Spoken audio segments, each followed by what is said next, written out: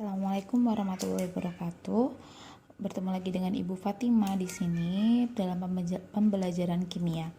Nah, kemarin untuk kelas 12 anak-anakku, kita belajar tentang sifat koligatif. Untuk hari ini kita akan belajar tentang elektrokimia. Oke. Nah, elektrokimia ini subbabnya terbagi menjadi 3. Ada penyetaraan redoks, maksud Ibu penyetaraan reaksi redoks. Yang kedua ada sel volta dan elektrolisis. Nah, dari ketiga ini kita bahas satu-satu ya. Kita akan bahas tentang penyetaraan redoks terlebih dahulu. Sebelum memulai belajar, jangan lupa kita berdoa dulu agar pembelajaran hari ini lebih bermanfaat dan juga ilmunya lebih matang begitu ya untuk anak-anakku semua. Walaupun kita BDR, kita tetap semangat dalam belajar. Berdoa dimulai.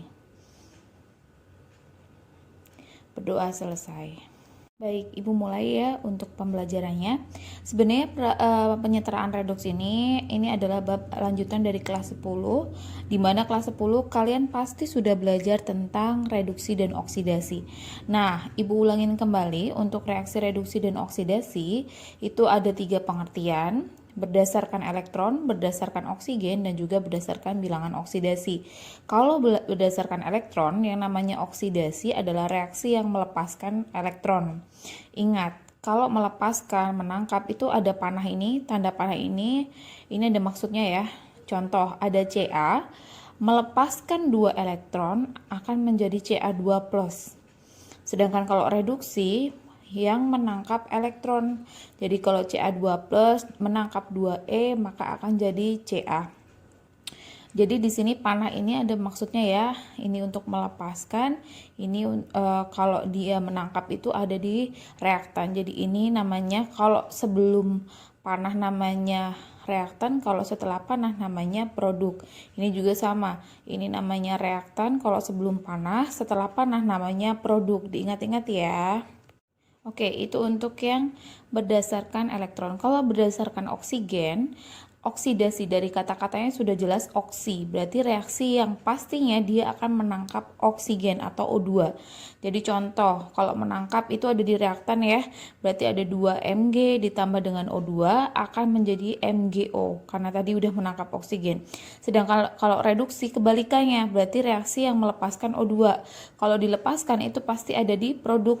Jadi 2 MgO melepaskan oksigennya ditambah 2 Mg. Ini untuk reaksinya, untuk berdasarkan oksigen dan elektron. Gitu ya, paham ya anak-anak ya? Menangkap, melepaskan. Nah, yang ketiga itu berdasarkan biloks atau bilangan oksidasi. Pasti anak-anakku nggak pada lupakan ya bilangan oksidasi di kelas 10. Ada kan ya di redoks ya. Kalau yang namanya oksidasi, ini kita mengalami kenaikan biloks kalau yang oksidasi. Jadi biloksnya naik. Tadi contoh yang Ibu ambil adalah contoh berdasarkan elektron. Jadi kalau Ca melepaskan 2E jadi Ca2+, kita buktikan dengan biloks. Nah, yang Ibu ambil contoh adalah yang dari atasnya tadi ya, maaf Ibu ulangi. Jadi kalau Ca melepaskan 2E jadi Ca2+. Ingat, kalau Ca sendirian, Ca jomblo, nggak punya muatan, biloksnya 0. 2 elektron, sedangkan ini kan Ca2+. 2+ ini ada maknanya, berarti biloksnya dia plus 2. 0 jadi plus 2, ingat ini tujuan ya. Jadi 0 jadi plus 2, ini mengalami kenaikan. Dari 0 jadi plus 2 berarti namanya oksidasi karena mengalami kenaikan biloks. Sedangkan kalau yang satunya, Ibu pakai contoh yang ini, oksidasi untuk Mg plus O2 menjadi 2 MgO2. Mg sendirian, ingat kayak gini, sendirian, dia nilainya 0, walaupun ini koefisien nggak dihitung ya, yang dihitung itu muatan di sininya. O2 juga 0, sedangkan MgO2, kalau diingat-ingat di kelas 10, O itu biloksnya min 2. Kalau totalnya sama dengan 0, berarti kan Mg-nya plus 2. Jadi 0, Mg-nya 0 jadi plus 2, maka dia mengalami kenaikan juga yang disebut dengan oksidasi. Sedangkan kalau reduksi itu mengalami penurunan bilangan oksidasi. Jadi kalau ada Ca2+, ya kan, ditambah 2E, contoh yang tadi menjadi Ca2+. 2+ ini maksudnya berarti biloksnya plus 2. dia 2 elektron, Ca sendirian jomblo nggak punya muatan, berarti dia 0.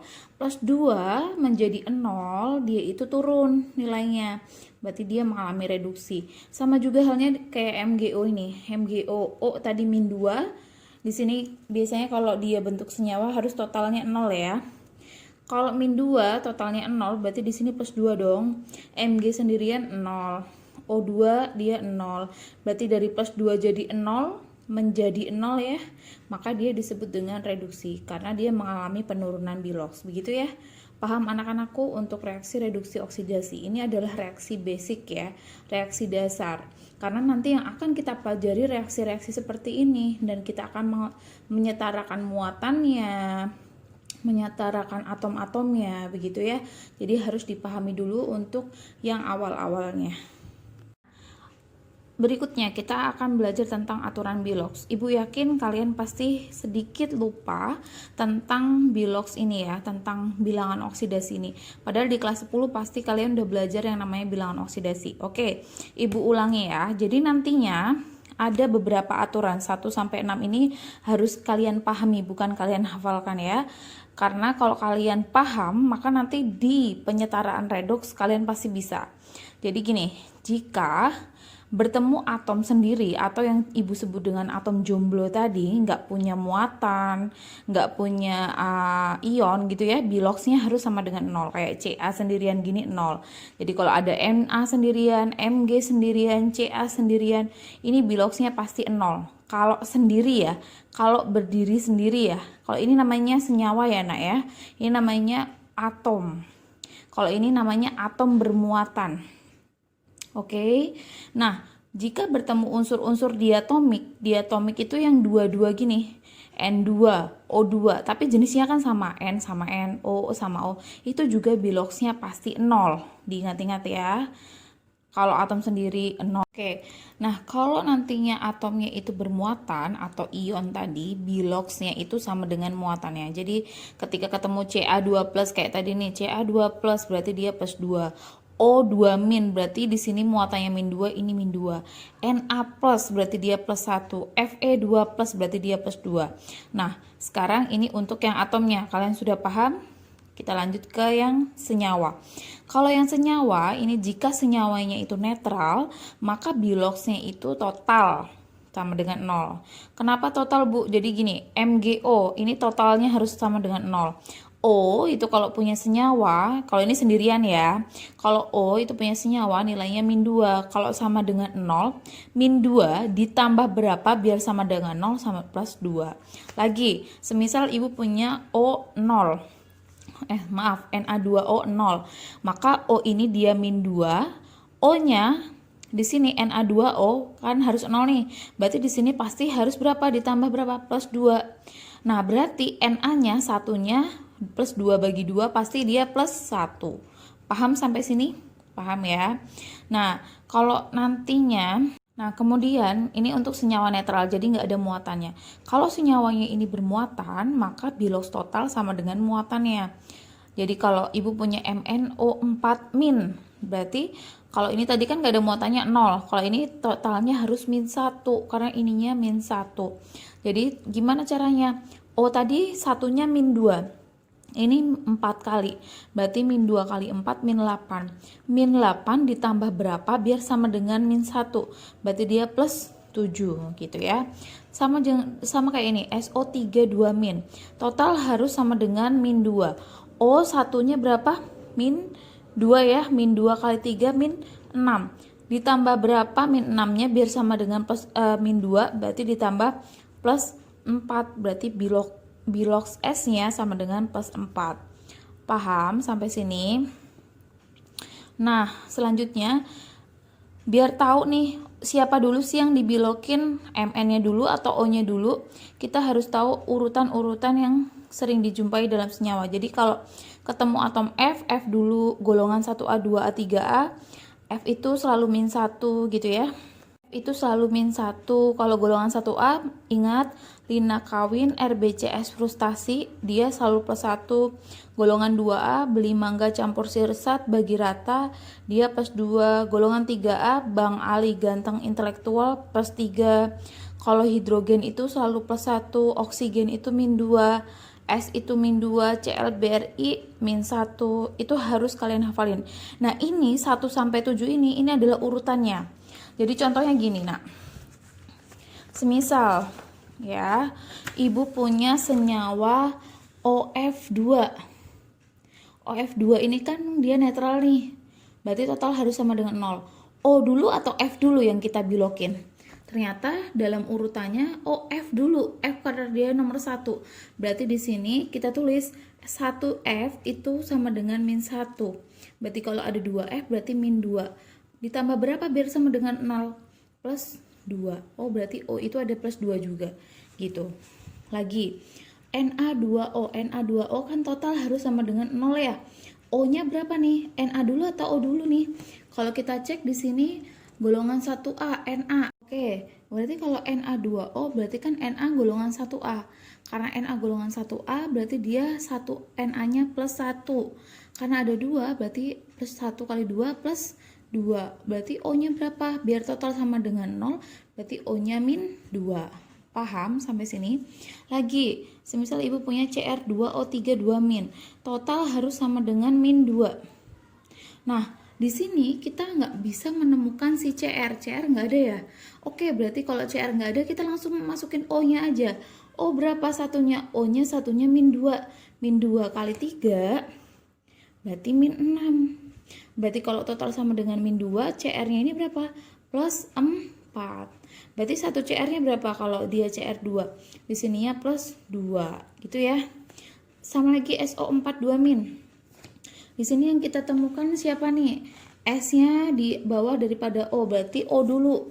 Berarti ntar di sininya 0, O itu satunya min 2. Min 2 kali 4 min 8. Ini harusnya totalnya min 2 ya. Berarti kalau ini min 8, berarti S-nya berapa? Plus 6. Paham ya sampai sini? Nah, jika kalian sudah paham tentang reaksi reduksi oksidasi, dan bilox, kita belajar langsung yuk. Tentukanlah reaksi reduksi dan oksidasi. Nah, biar tahu reduksi oksidasi berdasarkan kenaikan penurunan bilox, kalian tentukan dulu bilox masing-masing dari atom-atom ini. Contoh, Cr3+, kalau dia ada muatannya, berarti dia berapa nih? Plus 3. Kalau KMNO4 ada muatannya? Enggak ada, berarti total harus 0.